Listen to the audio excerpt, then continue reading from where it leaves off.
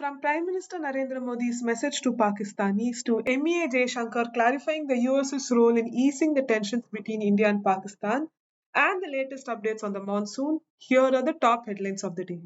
Good evening, I am Nivedita Varadarajan and this is the Hindu's News Wrap.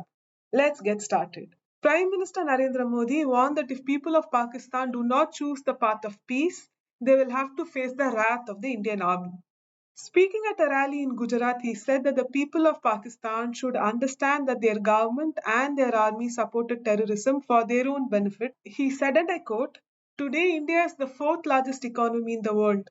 What is your situation? Those who promoted terrorism ruined your life." Unquote. He advised Pakistanis to come forward and end terrorism. External Affairs Minister S. Jaishankar told a parliamentary panel that Pakistan was informed by the DGMO about India's strikes on terror camps in its territories only after they were executed. He also told the panel that the decision to halt military operations was taken bilaterally after a request from the Pakistani side. The Union Minister, who chaired the meeting of the Consultative Committee of Parliament on External Affairs, said that there was no question about US mediation between the two sides. As you know, India carried out precision strikes on terror infrastructure in Pakistan and POK in the early hours of the 7th of May, following which Pakistan attempted to attack Indian military bases on the 8th, 9th, and 10th of May. The Indian side responded strongly to Pakistani actions. The hostilities ended with an understanding of stopping the military actions following talks between the Director Generals of Military Operations of both sides on the 10th of May. In a post on X, he wrote, and I quote, "Discussed Operation Sindoor and India's zero tolerance policy against terrorism in all of its forms and manifestations. Underlined the importance of sending a strong and united message in that regard." Unquote. Meanwhile, leaders from across party lines reiterated India's firm zero tolerance policy towards terrorism when they made representations to partners and allies in the wake of the Pahalgam terror attack, in which 26 people died, and Operation Sindoor.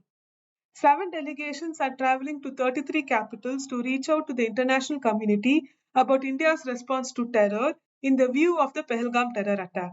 The monsoon is here and several parts of India reported heavy rainfall.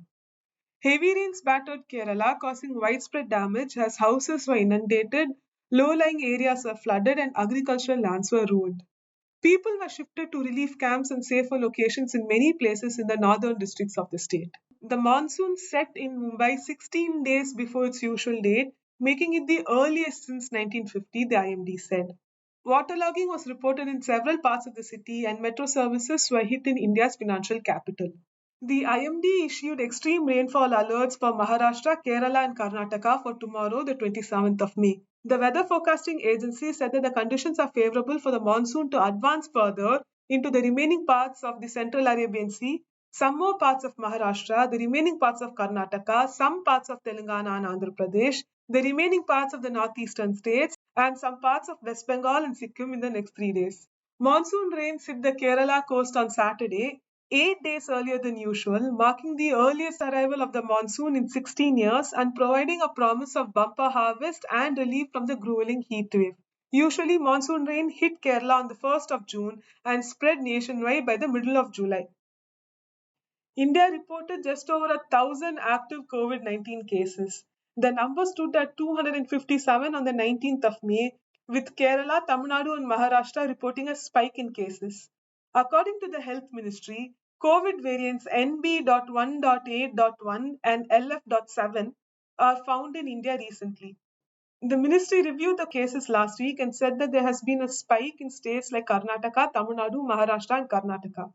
It also noted that there is a robust pan-India system for surveillance for respiratory illnesses, including COVID-19. It is observed that most of these cases are mild and under home care, it said after the meeting. The terms of 8 members of the Rajya Sabha, 2 from Assam and 6 from Tamil Nadu, are coming to an end in June and July, and the Election Commission of India announced polls for these seats on the 9th of June. The counting of the votes will take place on the same day. The notification for the biennial exercise will be held on the 2nd of June, the ECI said. French President Emmanuel Macron called for closer cooperation between Vietnam and France in an increasingly unstable global landscape as he visited Hanoi as a part of a Southeast Asia tour. Macron emphasized for a need of an order based on law at a time of, quote, both great imbalance and a return to power driven rhetoric and intimidation, unquote. Macron signed over a dozen agreements on defense, nuclear power, and trade.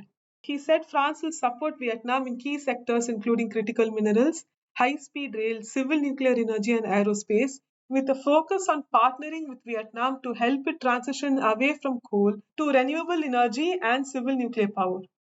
This is Macron's first trip to Vietnam since he took office in 2017. This visit comes amid trade tensions, with the US threatening to impose steep tariff on goods from Europe. Vietnamese imports to the US were hit with 46% tariff in April. He heads to Indonesia and Singapore next. Well, that's all for this edition of the Hindu's News Wrap. Stay tuned and updated with the Hindu and subscribe for more.